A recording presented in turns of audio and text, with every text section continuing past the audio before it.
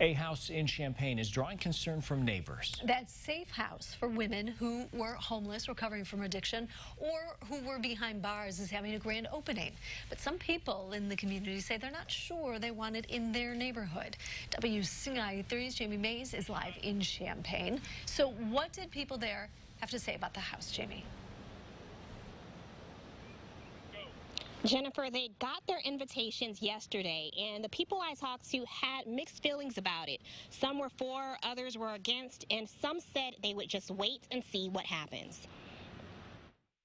I think that everyone needs a second chance. Some women are getting just that. This is a safe house. Some who stay here may be getting over things like drug and alcohol addiction, or they may have spent time behind bars. The home was bought at the end of June, and so far there are 3 women living there. Our home is needed because there's not enough shelters or homes for women. I noticed that at one point, and I decided that I wanted to make a difference. Britton Little is the executive director of WIN Recovery. She says she wants others to have the same opportunity. She sent out invitations to people on the block to celebrate a grand opening with them. I just said, thanks for coming by and sharing that information and inviting us.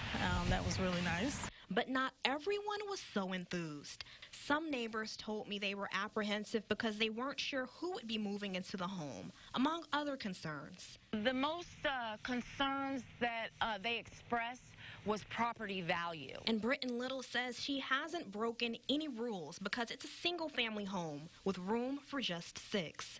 But other neighbors say they're going to give it a chance. I really am interested to see how everything goes because I've never heard of this before. It's being placed in an actual neighborhood. If I can do it and provide support like people like me, who's to say they can't do it either?